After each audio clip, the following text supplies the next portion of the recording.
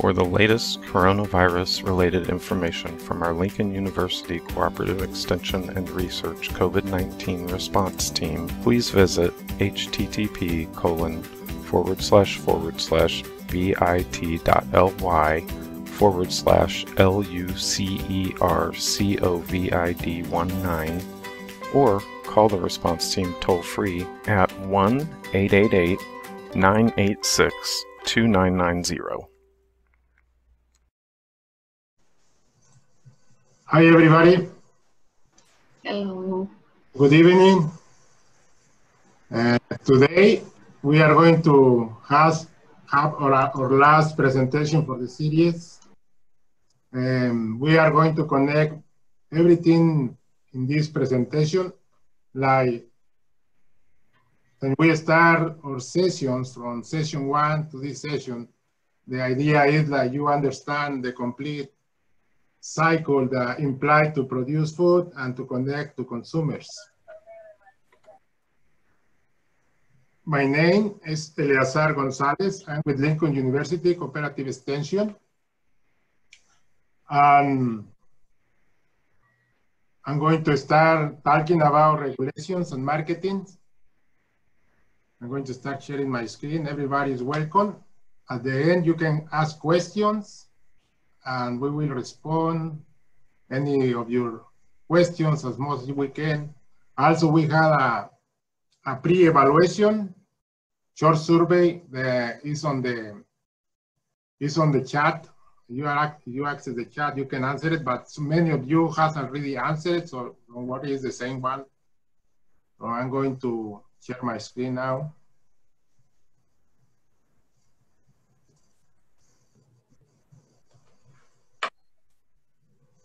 Gotta get full screen. There you go. Good.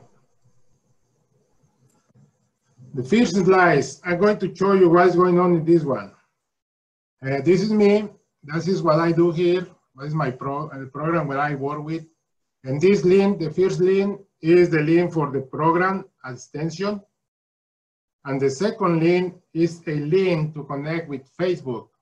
I created an account on Facebook last month, or like 1 month and a half, something at the end of April. Oh, yeah, 2 months.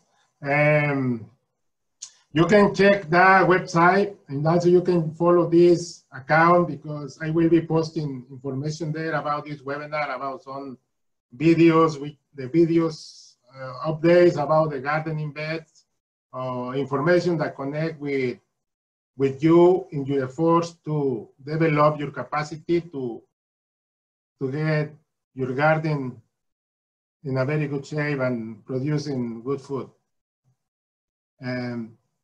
The outline for today, we are going to tell first about selling your produce from your garden. We will good agricultural practices as well as good handling practices for marketing your produce. It's very important to understand this part and these principles. We are going to talk about regulations and selling your products. What imply for you if you want to connect with consumer, what you need to do. Production records and markets, how is recommended for growers to maintain a record of the products or the production system they have and also the transaction they make to be able to connect with markets. Also, we will be talking about the market outlets or venues where you can sell your products. And we are going to talk about marketing strategies that will help you to connect with consumers. And finally, we will show you some market resources. You can see this picture right here. Go back. This picture tells you a lot. What the main thing is tell you is there is no market for this tomato.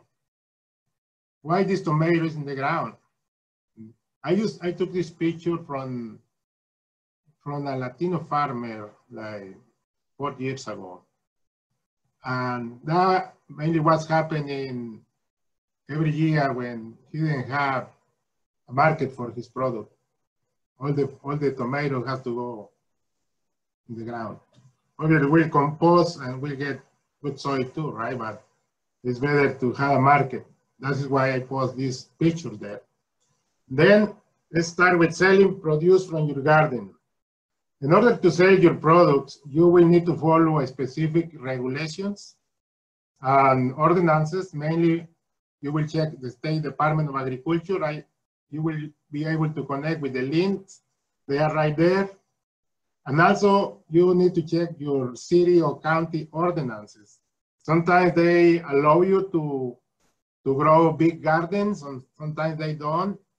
If you start growing too much in your garden, you may receive a letter, the neighbor will complain. So if you want to build a small cook house in your garden, you may have that constraint too, but you need to check what the regulation of the ordinances are. Not only for growing gardens, but also to grow livestock. Like you want to have chickens. It's normal in some places that people grow chickens, but the city has a specific number or a specific amount of chicken to be able to grow by neighbors. In Colombia, they are not allowed, but if you live close to the city, you will be able to do it. Also, the main focus today will be on the regulations by the Department of Agriculture. They have an agency that focus on developing a specific standard to grow food, to grow products across the country. This agency is the Agricultural Marketing Service. What is the role of the Agricultural Marketing Service in this? First, they facilitate the strategic marketing of agricultural products and develop standards. This is very important. Develop standards for what? The standards are mainly for what kind of soil you should use, the water you should use, the management, the human interaction when you grow your food and when you manage your products, the animals in the farm, the animals in your garden, the equipment you use to grow your food. Also, this agency report market prices and moves, provides independent third-party inspection and audit services. The Agricultural Marketing Services is not a regulatory USDA agency.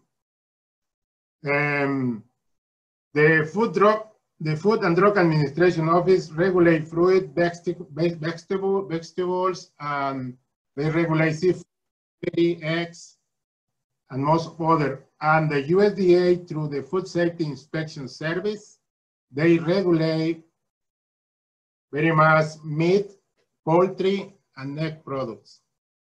This link here will help you to connect with a lot of specialty crop products they regulate right here. You can check it when you receive the PDF copy of this. Let's keep going with good agricultural practices. Like this is good agricultural practices and good handling practices for marketing your produce. If you are going to sell to consumers, you will need to have a food safety plan. That is part of the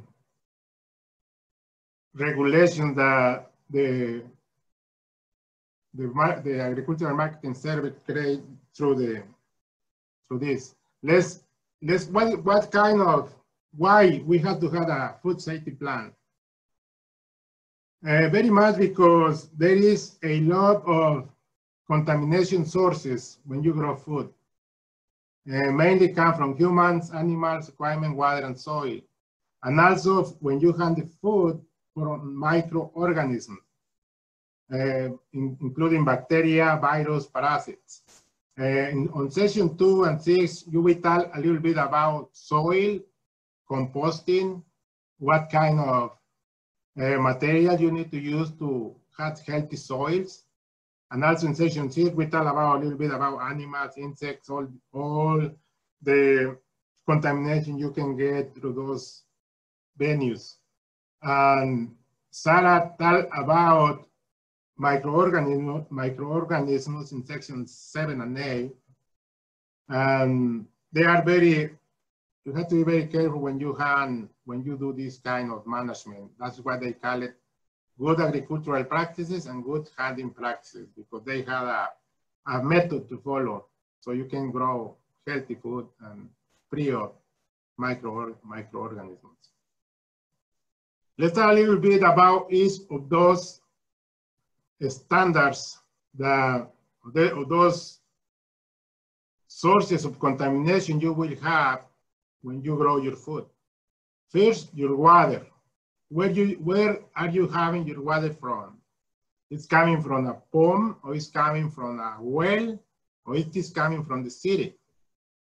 It depends where you have the water from, but you will consider that when you do pre-harvest waters. The pre-harvest water is the water you will consider.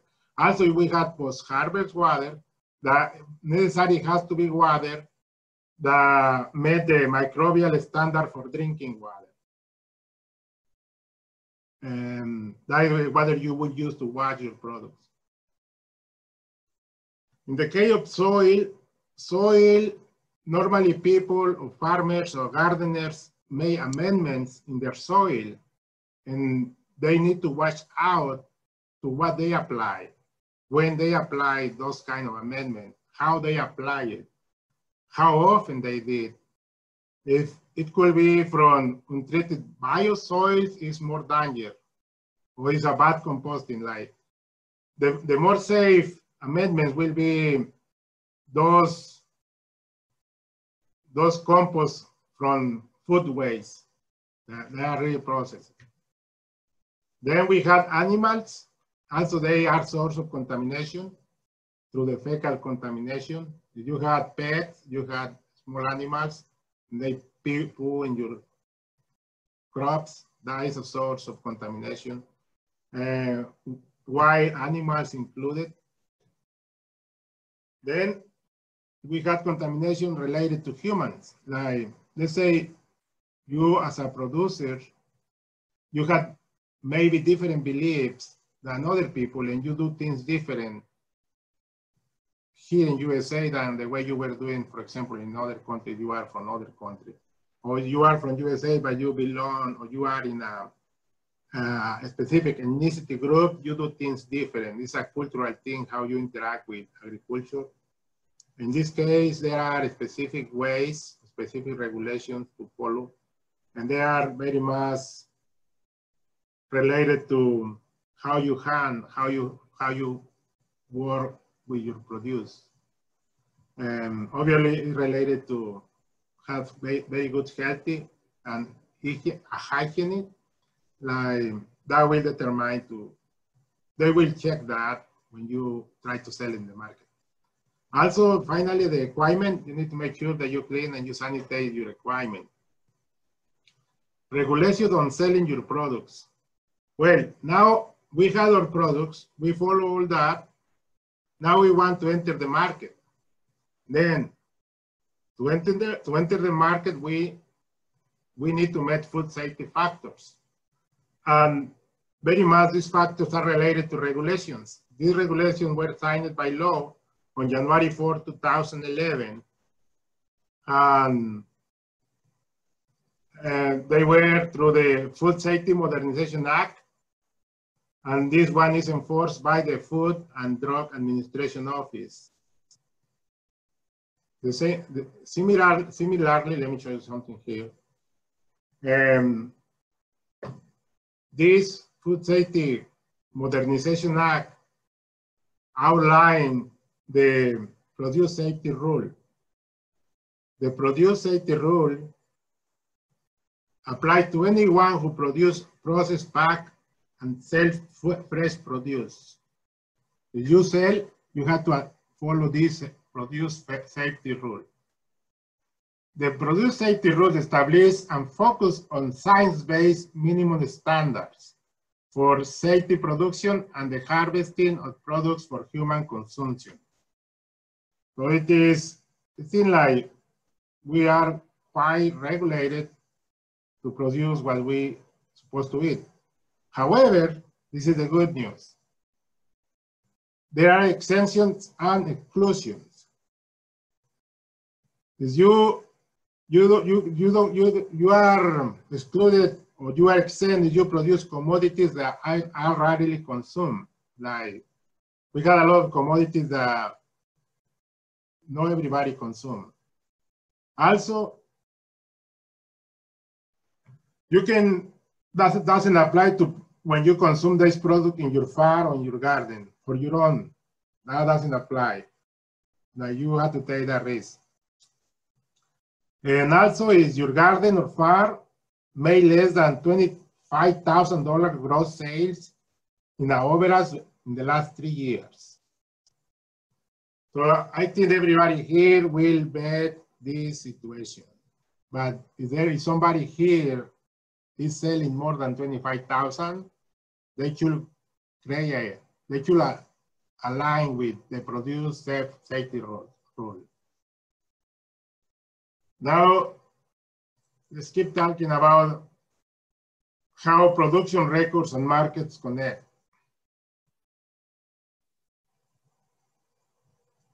Well, we were talking about the 5 sources for contamination.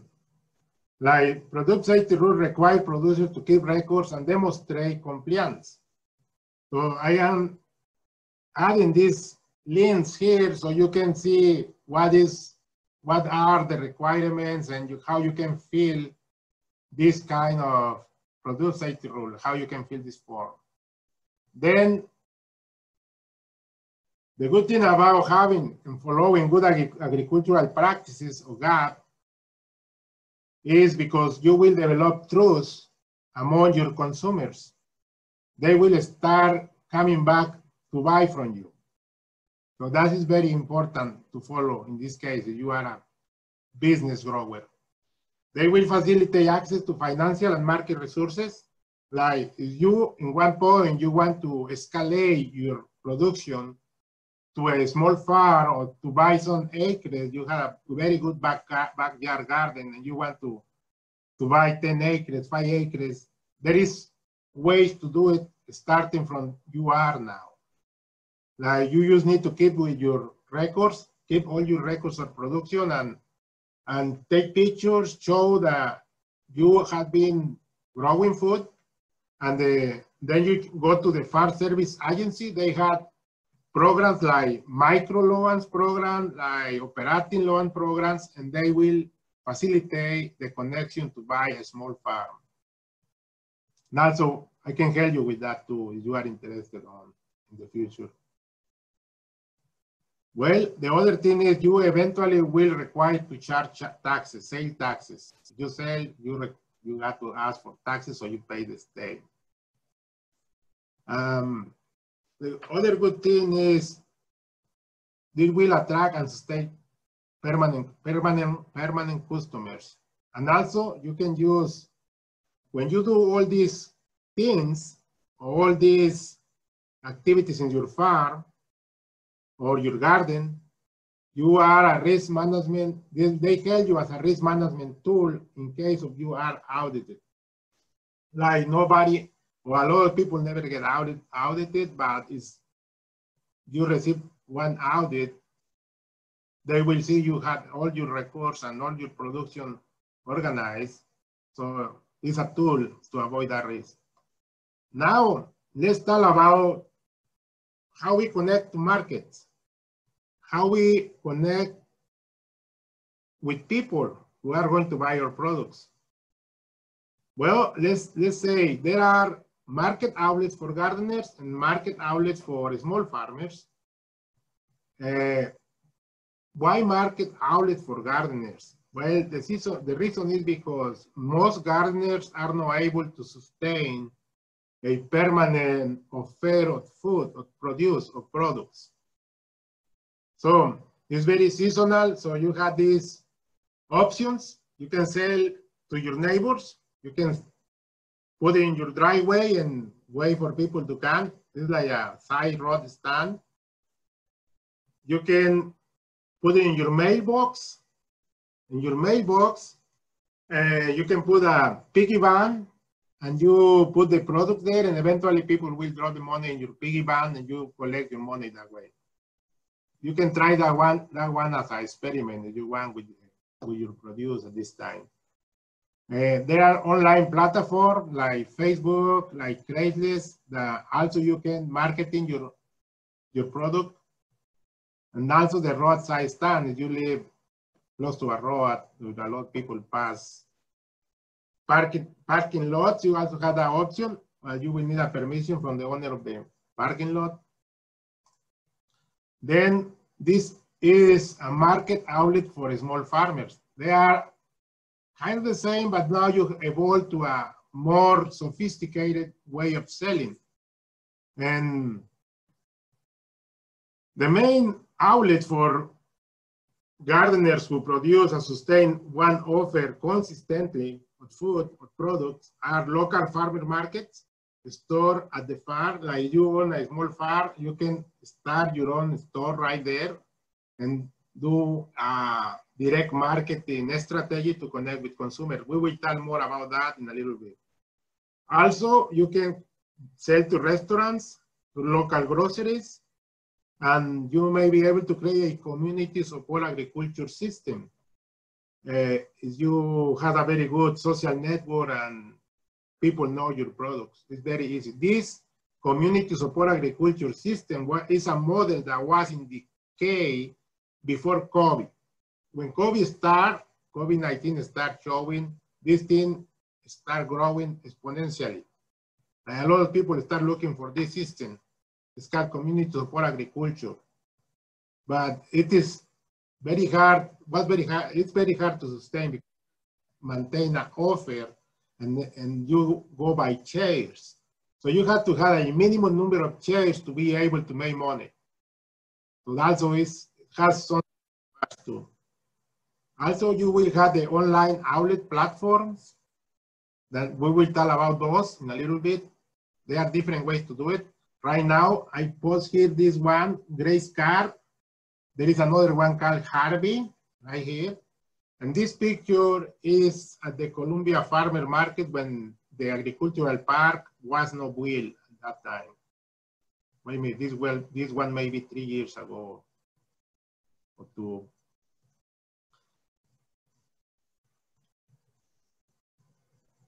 Well, now, let's have that. Okay.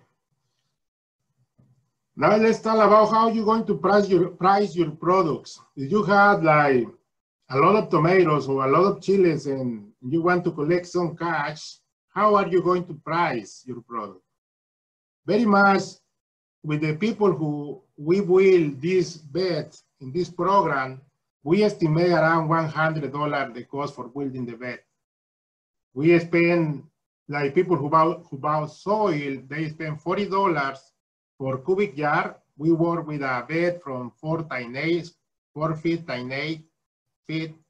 And the boards to making the bed were around $35. So we are talking about 85 plus nails and equipment we use, depreciation, we are closing it on 100 without considering labor. So let's assume that your fixed cost is 70% and your variable cost will be 30%. You already have the bed for the next season. So you will not have to spend that much money next year, but you will only have variable costs. So what you do is you try to set a competitive price to connect that doesn't put you far away from the price in the market. So you will price your product based on what it is in the market, and normally you check how the prices are, how other people sell, and then you analyze your cost, and you make a very simple profit analysis of total income means total cost, and you see how much you produce. There is more sophisticated way to make this analysis when you include like other economic variables like marginal cost, all these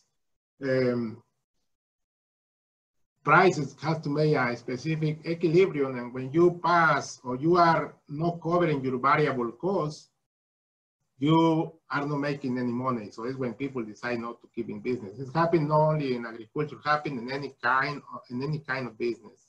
So variable costs, when you cover variable costs, you can stay in business, but not, it depends how long you want to sustain there. Right, this is more economic analysis. Let's talk a little bit about more strategic marketing strategies for selling. Now, selling at traditional market outlets. What are the traditional market outlets? These are farmer market. Normally, you use a logo, a brochure, you connect with the farmer market director, and they help you to market your food.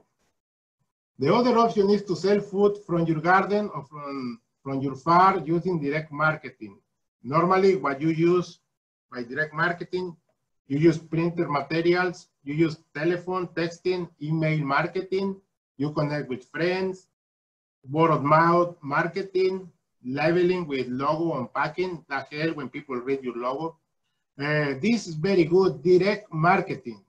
Like, if you have this direct marketing strategy connected with word of mouth marketing, is how you will connect with most consumers. Like, you see this figure here?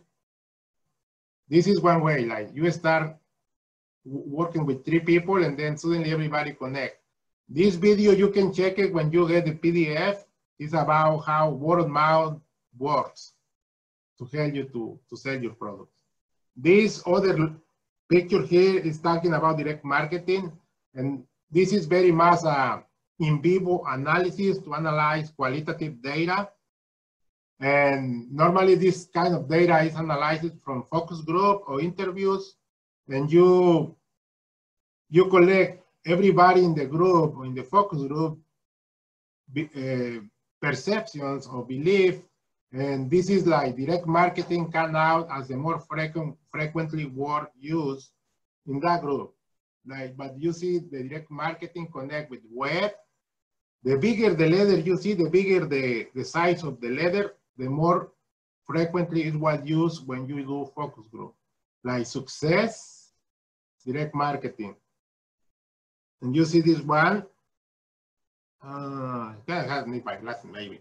Well, that is the idea of these logos. Next, another way to do it is to e-commerce and online platforms or outlets.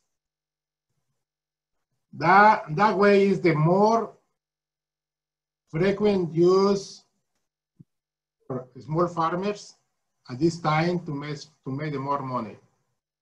Like, they still use local farmer markets, and they are using a lot different websites. Like, some people design their own website and they start marketing in their own website. And this one has a large fee at the beginning. It's a cost money, but when you get it set, you will not need to use all of the others. You will only use them to help you to connect with consumer. But when you bring people to your website, that very much you are going to start having a lot of success. And I'm going to show you this one here. The first one is local harbors.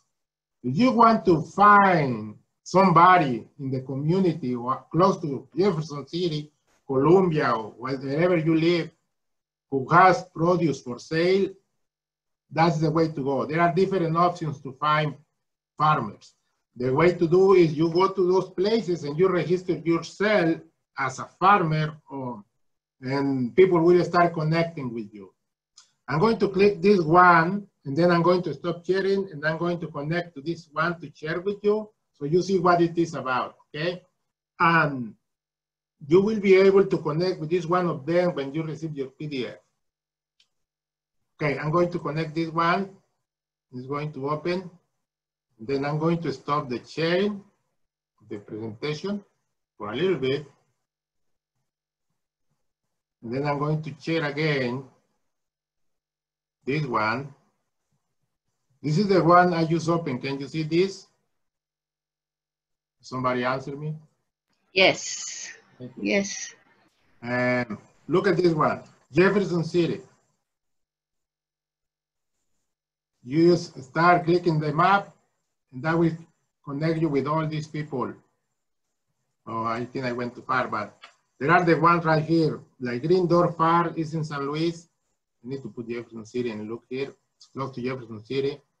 There is BMP Farm LLC in Rolla, Coyote Creek Ranch, Stover, Missouri. There are Ozark Berry Farm, Leesburg, Missouri. Ozark Berry Farm, Leesburg, Missouri. Highway and Highland Cattle Ranch in Lebanon. Like, you will be able to find what all these farmers are offering. There is one here in Jefferson City, and it's called East End Organic. You just click there and you will be able to, I think I'm going out now. You will be able to see what they said. Okay, I'm going to stop the sharing and go back to the presentation. That was just an example.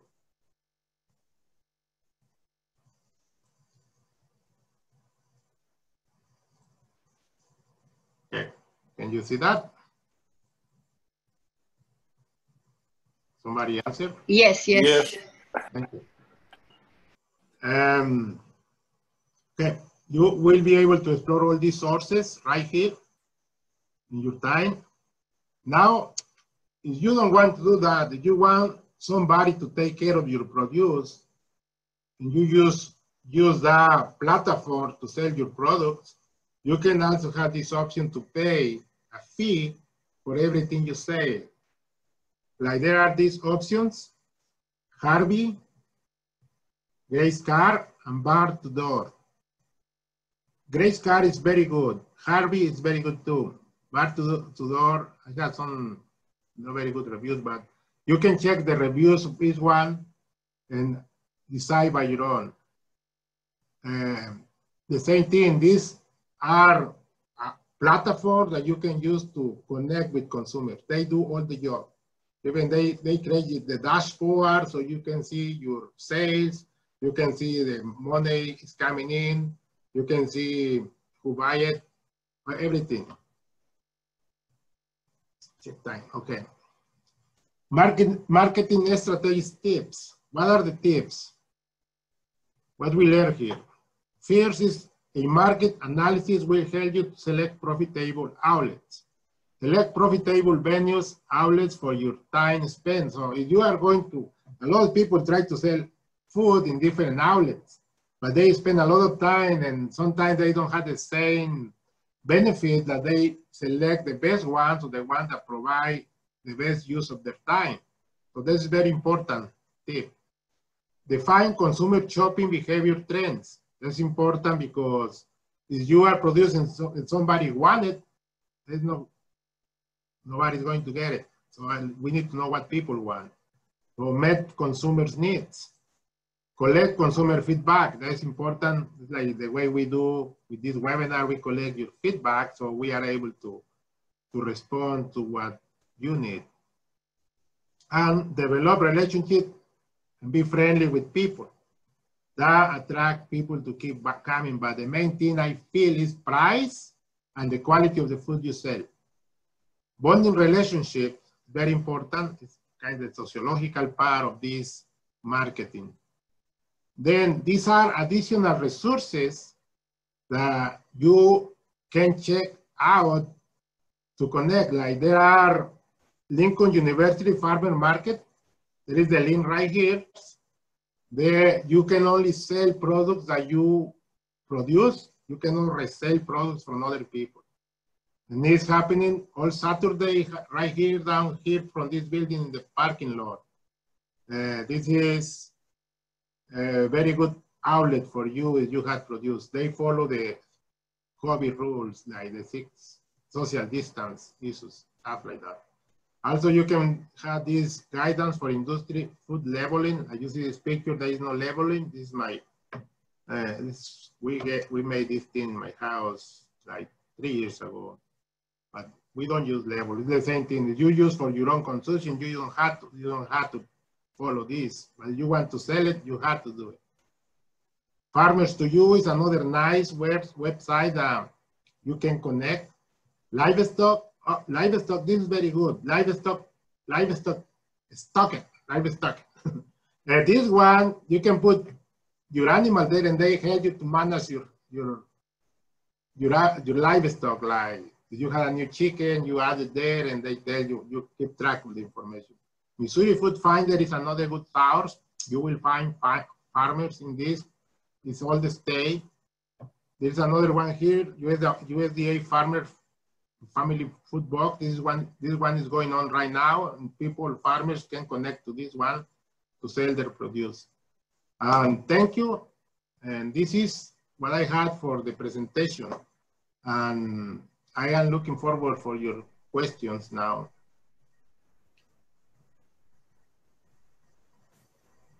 I'm going to start the sharing.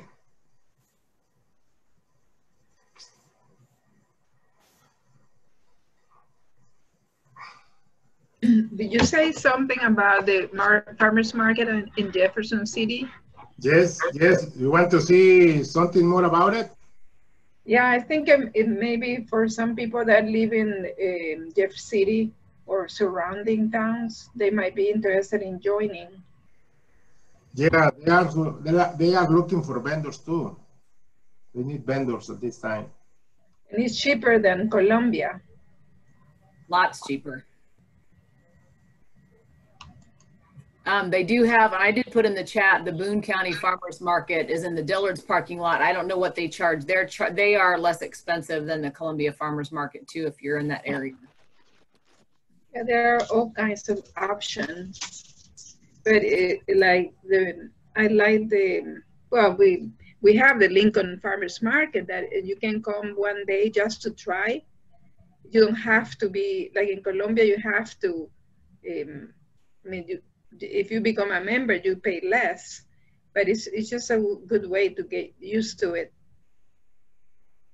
I think like we need to grow more farmer markets. Not only physical, but online farmer market will be a very good way to do it. Figure out how. And you know that Dr. Wetzel, Jim Wetzel, is, this is not about, you mentioned livestock, but we also have fish in other, I don't know exactly what he said, but fish for now. And he sells at the market and also sells in Columbia Farmers Market. I think he sells trout too. Yep. So there are other options.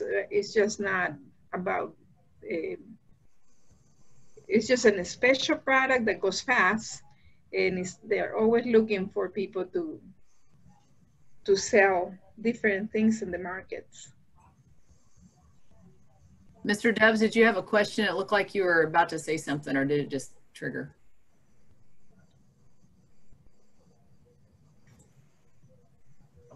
I didn't really realize there was so much to selling produce. You know what? I used to have a wholesale produce company, Columbia Quality Produce, here in town. I don't know. It's been several years ago, so I'm familiar with St. Louis and Soulard and Produce Row in St. Louis and various wholesale produce houses around. But I was before that I was a chef, and every spring we had local farmers come in and want to sell their product to us, but the health department at that time, now this is back in the 80s, health department would not really let us buy local produce. Now things have changed, and certainly by being proactive and having information if there's, if they ever have to come back and trace, an E. coli outbreak or something like that. Yeah, anyway, I had not realized. I just assumed, people just bring their product in and sell it, but there's a lot of them that's their livelihood. I'm familiar with a fellow that has the microgreens. I used to work with him at a different company, and what's that? Them to table? I think so. I'm trying to Cliff. I can't think of what his last name is, but he's really into honey now. And I also know there's a Frenchman at the farmer's market that sells honey, and we used to cook together at the executive center. But he's just an interesting character, great man, and just to listen to bees, you know, and selling honey, that it's really interesting. And then somebody said something about trout, and man, you know, you don't really see trout in the grocery store, and that's man, I love trout. Well, I think I saw the Columbia Farmers Market was advertising his trout, so I think Dr. Wetzel's going to be in Columbia, I'm guessing this Saturday, because I think it showed up on their marketing. Yeah, that's what I was saying, that I just talked to him that it will be this Saturday at the MJF City, and also he goes to both markets. Does he go to the big farmers market, or does he go to the Boone Farmers Market? Do you know? No. If it's at the big farmers market, the Columbia one, you about have to get in there early. He'll sell out. But you can get some. He'll have it. I was legit looked like somebody had trout on ice for tomorrow at the big Columbia Farmers Market. So it's a good time to go. I just want for clarification. Did I hear correctly that roadside selling, you don't have to have a license or authorized to do that? I can just stand at any roadside and sell if I have any produce? You will eventually have to declare or collect sale taxes, but if you are doing the first time, you can try it. Based on the regulations we had from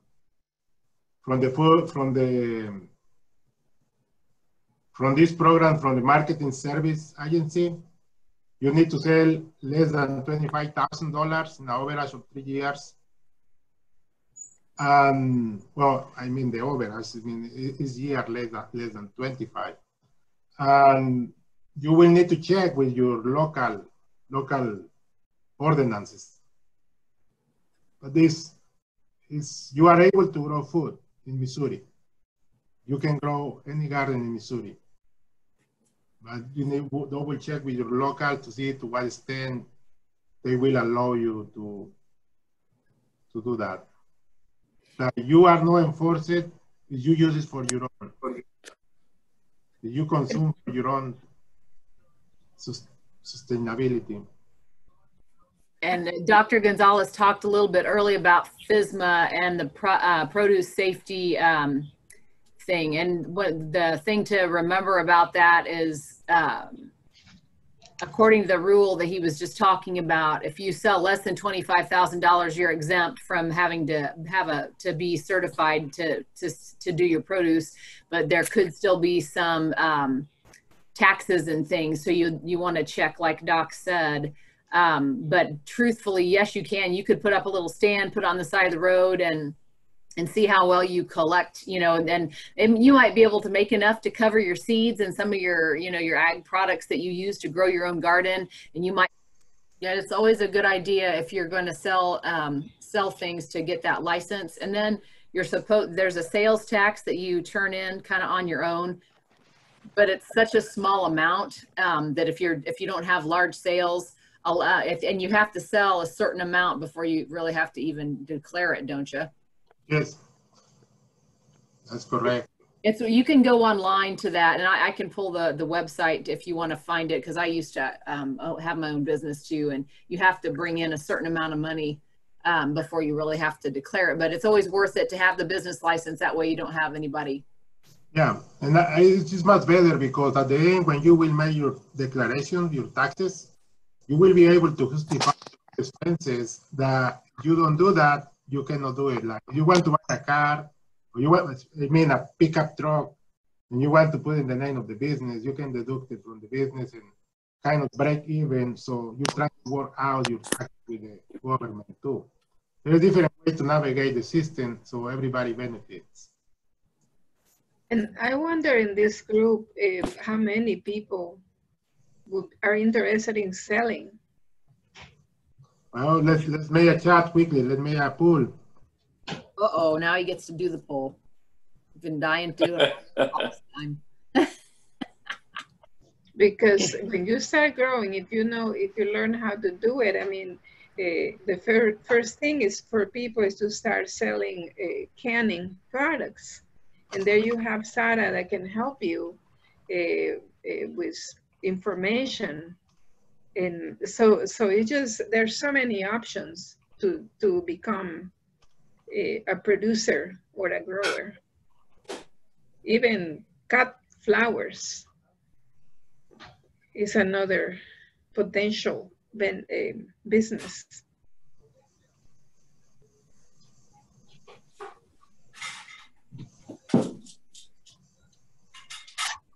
Okay, let me see if that works.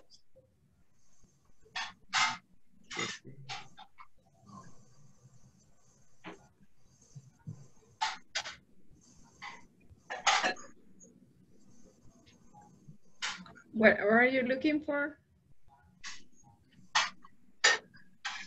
Let's see.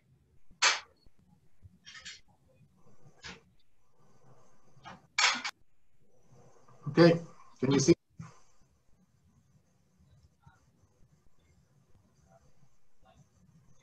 Can you see that? Are you interested? Yeah. I see people are responding now. Or yes, 3 no. Oh, more people. At least 1 people. 4. 8 people responding.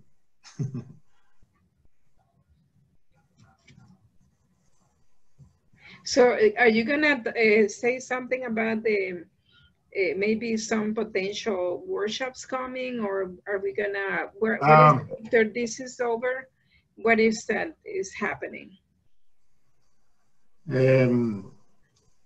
We are going to finish all the materials, editing the, good question, thank you for asking.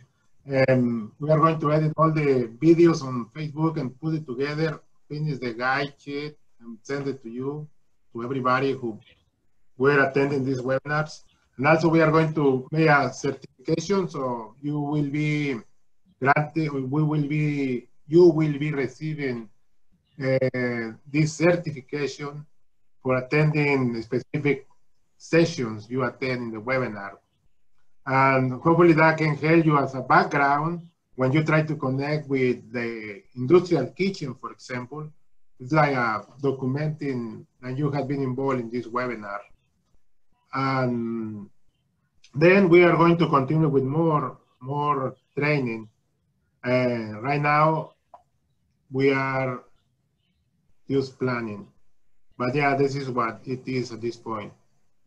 We are going to provide your feedback, all the topics you are interested on, and write your data and tell you how the program, the outcomes of the program, so you can see how we perform, all these details.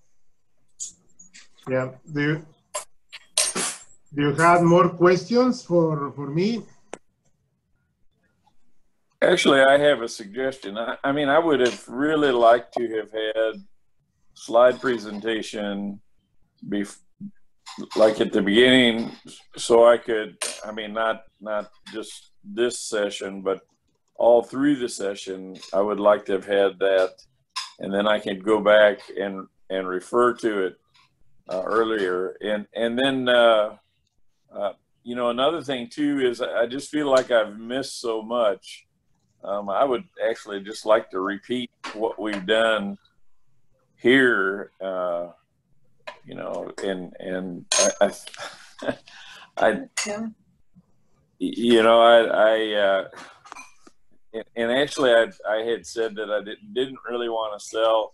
It's all I can do to get my garden in on time, let alone, you know, be responsible and get out and have product on a regular basis. So, but anyway, I mean, I just love this. I really look forward, you know, to every Thursday coming and, you know, because I have learned so much, but I really feel like I've missed so much. like I haven't retained everything. Yeah. It's not.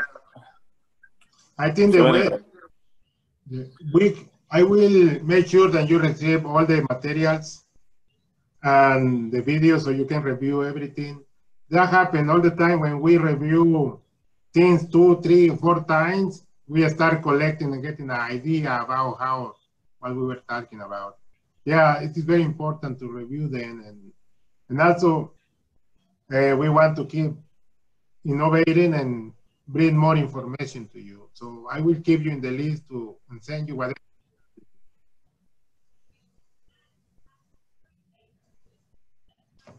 Something happened. I don't hear you. I turned my microphone off because we're emptying the dishwasher. There is the post-evaluation surveys on the chat. You can go ahead and pick it up and respond it, and I will be receiving it. Okay. Can I announce something? Yeah, come on. Yeah, because I'm also planning on offering a workshop that it would be more in detail about native plants, and it would be, one of them would be to learn about, well, one of the workshops would be about learning to gather seed and do also propagation. So that would be, it's one of my, it's part of the, like, it could be like a follow-up or like a spin-off of this project. And I still have plants that we're growing in the greenhouse. And right now it's too hard to plant them, and unless you water them every day, you'll be fine. But the best time would be to plant them in the fall. So if anybody's interested about plants, I still have them, and I will be announcing the program about native plants. Are you gonna send us an email with that or something?